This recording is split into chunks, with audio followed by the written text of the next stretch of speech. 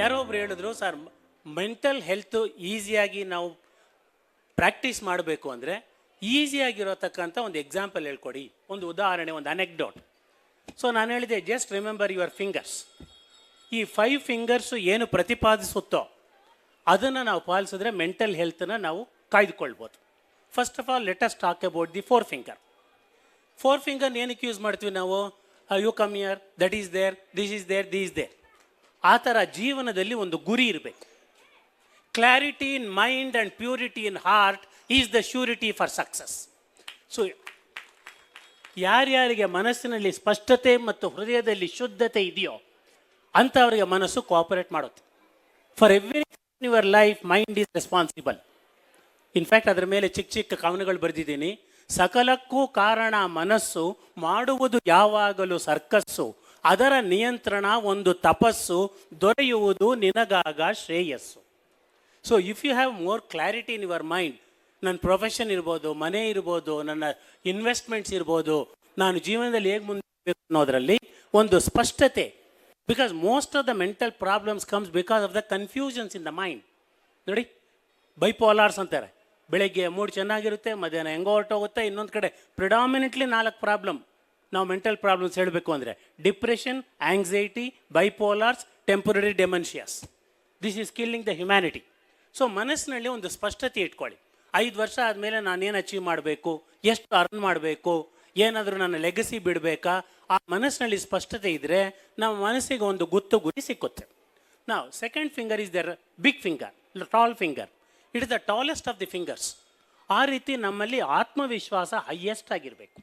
ಎಂಥ ಕಷ್ಟ ಬಂದ್ರೂ ನಾನು ಎದುರಿಸ್ತೀನಿ ಅನ್ನತಕ್ಕಂಥ ಒಂದು ಆತ್ಮಸ್ಥೈರ್ಯ ಇರಬೇಕು.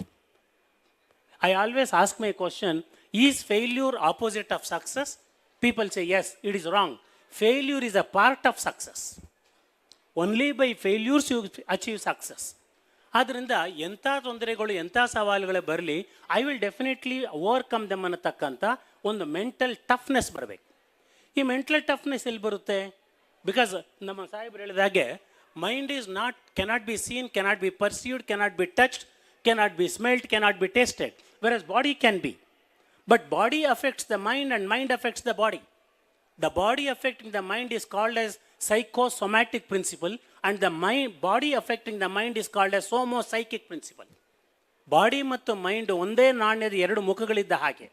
ಮನಸ್ಸು ಹೆಚ್ಚು ಕಡಿಮೆ ಆದರೆ ಬಾಡಿಗೆ ವ್ಯಾಧಿ ಬರುತ್ತೆ. ಅದಕ್ಕೆ ನೋಡಿ, ಸಂಸ್ಕೃತದಲ್ಲಿ ಮೈಂಡ್ಗೆ ಆದಿ ಅಂತ ಕರೀತಾರೆ, ರೋಗಗಳಿಗೆ ವ್ಯಾಧಿ ಅಂತ ಕರೀತಾರೆ. 90% ದೇಹಕ್ಕೆ ಬರುವ ವ್ಯಾಧಿಗಳಿಗೆ ಕಾರಣ ಬಂದು ಆದಿನೇ.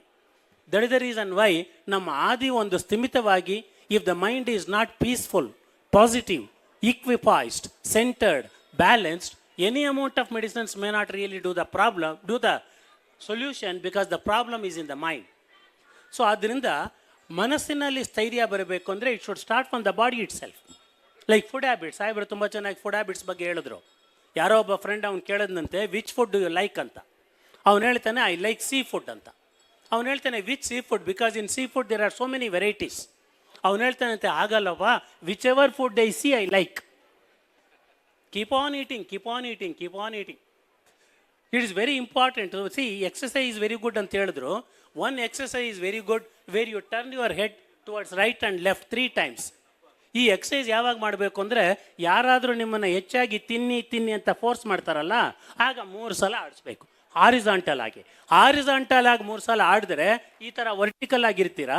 ಯಾರಾದರೂ ಫೋರ್ಸ್ ಮಾಡಿದ್ರೆ ವರ್ಟಿಕಲ್ ಆಗಿ ಆಡಿಸಿದ್ರೆ ಆಸ್ಪತ್ರೆಯಲ್ಲಿ ಹಾರಿಜಾಂಟಲ್ ಆಗಿರ್ತೀವಿ. Second thing is exercise. Very important to do exercise, because it is very important that we should have that mental strength. ದೇಹಕ್ಕೆ ಉಲ್ಲಾಸ ವಾಕಿಂಗ್, ಮನಸ್ಸಿಗೆ ಸಂತೋಷ ಜಾಗಿಂಗ್, ಯೋಗಾಭ್ಯಾಸ ಇವುಗಳ ಕಿಂಗ್, ಇವಿಲ್ಲದ ಜೀವ ಬೇಗ going. It is very important to do some sort of exercise. Yoga, walking, aerobics. ನೋಡಿ, gym ಇರ್ಬೋದು, swimming ಇರ್ಬೋದು. ನೋಡಿ, MM ಅಂತೀನಿ ಅಂದರೆ ಮೂಮೆಂಟ್ ಈಸ್ ಮೆಡಿಸನ್. SS ಅಂದರೆ sedentary sickness. Our body is not meant to stay it one place. ಈಗ ಸಾಹೇಬ್ರು ಹೇಳಿದ್ರು, ಫಾರ್ ಎಕ್ಸಾಂಪಲ್, ಕೂತ್ಕೊಳ್ಳಿ ಅಂತ ಹೇಳಿದ್ರು, ನಾನು ಓಡಾಡ್ತಾ ಇದ್ದೆ ಅಂದರೆ, because sir knows the importance of movement. It is very important to do certain physical exercise. So food ಹ್ಯಾಬಿಟ್ಸಲ್ಲಿ ಫಿಸಿಕಲ್ ಎಕ್ಸಸೈಸ್ ಕಂಟ್ರೋಲ್ ಬಂದರೆ ಮೈಂಡ್ ಕೂಡ ಕಂಟ್ರೋಲ್ ಬರುತ್ತೆ. ಬಿಕಾಸ್ ಸಕಲ ವ್ಯಾಧಿಗಳಿಗೆ ಆದಿಯೇ ಕಾರಣ ಅಂತ ಹೇಳುತ್ತೆ. ಆ ಆದಿನ ಸರಿ ಮಾಡಿಕೊಳ್ಳೋವರೆಗೂ ವ್ಯಾಧಿ ಕ್ಲಿಯರ್ ಆಗೋದಿಲ್ಲ. ಯಾರೋ ಒಬ್ಬ ಮನಸ್ಸಿನಲ್ಲಿ ತೊಂದರೆ ಇಟ್ಕೊಂಡು ದೇಹಗಳಿಗೆ ನಾವು ಮೆಡಿಸಿನ್ಸ್ ತೊಗೊಂಡ್ರೆ ಅಷ್ಟೊಂದು ಯೂಸ್ ಆಗೋದಿಲ್ಲ. ಯಾರೋ ಒಬ್ಬ ಡಾಕ್ಟ್ರ್ ಹತ್ರ ಹೋದಂತೆ ಹೋಗ್ಬಿಟ್ಟು ಹೇಳ್ತಾನೆ, ಸ್ವಾಮಿ ನನಗೆ ಒಂದು ವಿಚಿತ್ರವಾದ ಕಾಯಿಲೆ ಇದೆ. ಡಾಕ್ಟ್ರ್ ಹೇಳಿದ್ರು ಏನು ಅಂದರೆ, ನೋಡಿ ಸರ್ ನಾನು ಎಲ್ಲಿ ಮುಟ್ಕೊಂಡ್ರೂ ನನಗೆ ನೋವಾಗುತ್ತೆ. ಸೊ ಡಾಕ್ಟ್ರ್ ಎಲ್ಲ ಟೆಸ್ಟ್ ಮಾಡಿದ್ರು, everything is perfect. So doctor ಹೇಳ್ತಾನೆ, ಇವರ ಸ್ಥಿತಿನೇ ನನಗೆ ಅರ್ಥ ಆಗ್ತಾ ಇಲ್ಲ ಅಂತ, ನಿನ್ನ ಬೆರಳು ತೋರಿಸು ಅಂದರೆ ಬೆರಳಲ್ಲಿ ಒಂದು ಹುಣ್ಣಿದೆ, ಬೆರಳಲ್ಲಿ ಹುಣ್ಣಿದ್ರೆ ಎಲ್ಲಿ ಮುಟ್ಕೊಂಡ್ರೂ ನೋವಾಗುತ್ತೆ. So there is no point in treating the whole body if the problem is in the hand. So similarly, unless you treat your mind and make your mind tranquil, positive, equanimous, any amount of bodily treatments will not be able to help. So this is what is. Plus ಕೋಪದ ಬಗ್ಗೆ ಹೇಳಿದ್ರು, it's very important not to get angry. ಮಾನವನ ದೊಡ್ಡ ಶತ್ರು ಕೋಪ, ಮನುಕುಲಕ್ಕಿದು ಮಹಾಶಾಪ. ಕೋಪಗೊಳ್ಳುವುದು ಮಹಾಪಾಪ, ನಂತರ ಏಕೆ ಪಶ್ಚಾತ್ತಾಪ. So it's very important to control your anger. ನಾವು ಆ್ಯಂಗರ್ ಜೊತೆಗೆ ಅಸೂಯೆ, ಅವ್ರು ಚೆನ್ನಾಗಿದ್ದಾರೆ ನೋಡೋಕ್ಕೆ, ಇವ್ರ ಹತ್ರ ತುಂಬ ಆಸ್ತಿ ಇದೆ, this we should come out of it. ಅಸೂಯೆಯು ಒಂದು ಅನಿಷ್ಟ, ಜೀವನವಾಗುವುದು ಕಷ್ಟ. ಅಸೂಯೆ ಪಡುವವನು ಭ್ರಷ್ಟ, ಇಷ್ಟೇಳಿದ ಮೇಲೆ ನಿನ್ನಿಷ್ಟ. So it is very important to come out of these things. The next thing is slow breathing.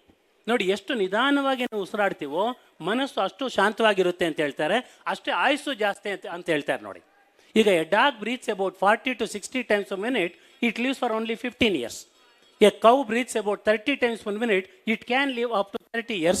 Man breathes about 16 to 20 times per minute, he can live up to 100 years.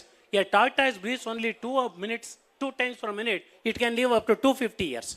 So ನಾನು ಕ್ಲಾಸಲ್ಲಿ ಹೇಳ್ತಾ ಇದ್ದೆ, ನಿಧಾನವಾಗಿ ಉಸಿರಾಡಿ, breathe slow and live longer ಅಂತ ಹೇಳಿದ್ರೆ, ಯಾರೋ ಒಬ್ಬ ಅತಿ ಬುದ್ಧಿವಂತ ಹೇಳ್ತಾನೆ, ಸರ್ ಆಗಿದ್ದರೆ ಉಸಿರಾಡೋದೇ ಸ್ಟಾಪ್ ಮಾಡಿಬಿಟ್ಟು ನಾನು ಚಿರಂಜೀವಿಯಾಗಿ ಬದುಕ್ತೀನಿ ಅಂತ.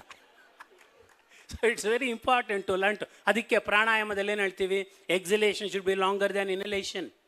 ಯಾಕಂದರೆ ಈ ಎಕ್ಸೈಸ್ ಮಾಡೋದು ಬ್ರೀತಿಂಗ್ ಮಾಡೋದು ನೋಡಿ, ಪ್ರಕೃತಿ ನೋಡೋದು, ಪ್ರಕೃತಿಯೇ ನೀನೆಷ್ಟು ಚಂದ, ನಿನ್ನ ಚಂದ ನೋಡಲು ಅಂದ, ನೀನು ತಾಯಿ ನಾನು ನಿನ್ನ ಕಂದ, ಇದನ್ನರಿಯದವನ ಬುದ್ಧಿ ಮಂದ. It is very important to look at nature. So ಇವೆಲ್ಲ ನಾವು ಮಾಡಿದಾಗ ನಮ್ಮ ಬ್ರೈನಲ್ಲಿ ಒಳ್ಳೊಳ್ಳೆ ಕೆಮಿಕಲ್ಸ್ ಉತ್ಪತ್ತಿ ಆಗುತ್ತೆ.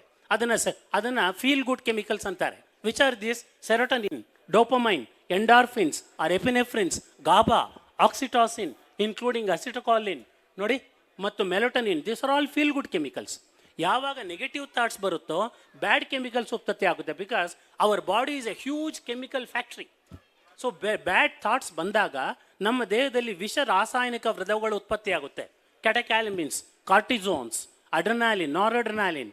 So it's very important to keep our thoughts very positive by developing all these life styles. ಲಾಸ್ಟಲ್ಲಿ ನಗನಗ್ತಾ ಇರೋದು ಕಲಿಬೇಕು. ನಗುವು ಜೀವನದ ಮಂತ್ರ, ಉತ್ತಮ ಆರೋಗ್ಯಕ್ಕಿದು ತಂತ್ರ, ಒಳ್ಳೆಯ ಸಂಬಂಧಗಳಿಗೆ ಸೂತ್ರ, ನಗದಿರುವನ ಜೀವನ ಅತಂತ್ರ. It's very important to smile. Smile, it increases your face value. Your dress is never complete unless you wear a smile on your face. Instead of worrying and having a wrinkle on your face, why don't you smile and have a dimple on your face?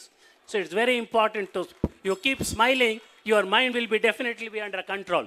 ನಮ್ಮ ಕ್ಲಾಸಲ್ಲಿ ಬಂದಾಗ ನಗರಿ ಅಂತ ಹೇಳ್ತೀನಿ. ಒಂದು 15 ನಿಮಿಷ ನಾನು ಪಾಠ ಕೇಳಿಬಿಟ್ಟು ಇನ್ನು ಮುಂದೆ ಆದರೂ ನಗರಿ ಅಂತ ಹೇಳಿದ್ರೆ ಹೇಳ್ತಾರೆ, ನಗ್ತೀವಿ ಬಿಡಿ sir. Very important to smile. ಕೆಲವ್ರು ಹೇಳ್ತಾರೆ, ಸರ್ ಒಳ್ಳೆ ಕಾಲ ಬರಲಿ ಆವಾಗ ನಗ್ತೀವಿ ಅಂತ. ನಾನು ಹೇಳ್ತೀನಿ, ಅಂಥ ಒಳ್ಳೆ ಕಾಲ ಬರೋದಿಲ್ಲ, ನೀವು ನಗೋದಕ್ಕೆ ಮೊದಲೇ ನಿಮ್ಮ ಕಾಲ ಬಂದಿರುತ್ತೆ. ಸಂತೆಯೊಳಗೆ ಮನೆಯ ಮಾಡಿ ಶಬ್ದಕ್ಕೆ ಅಂತಯ್ಯ.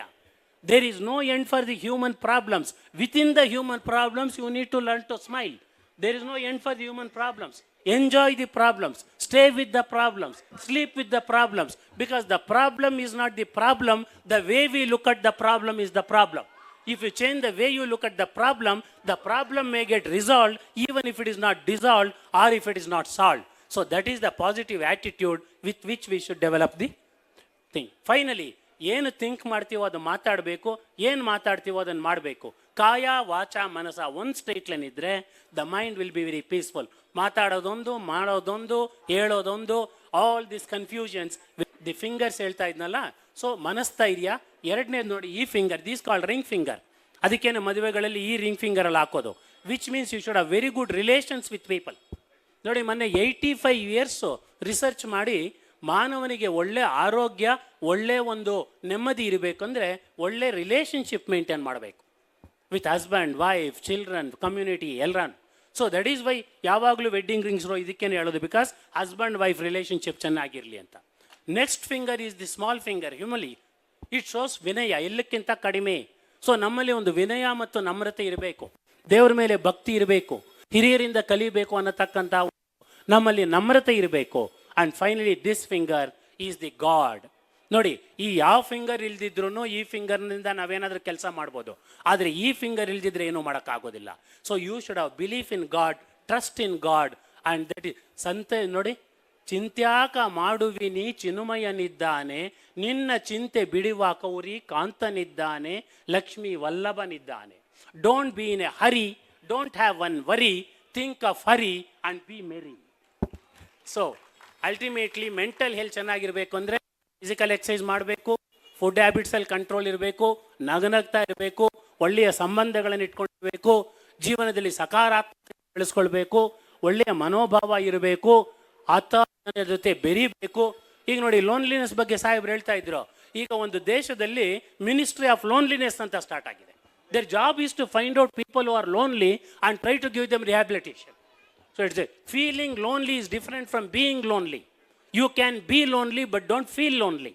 So it is very important to develop the social networking. And if mobiles, these have become very big problems. Mobile ಏನು ಹೇಳುತ್ತೆ, ತಲೆ ತಗ್ಗಿಸ್ಕೊಂಡು ನನ್ನ ನೀನು ನೋಡ್ತಾ ಇರು, ಲೈಫಲ್ಲಿ ತಲೆ ಎದ್ದಿರೋ ಥರ ನಾನು ಮಾಡ್ತೀನಿ ಅಂತ ಹೇಳುತ್ತೆ.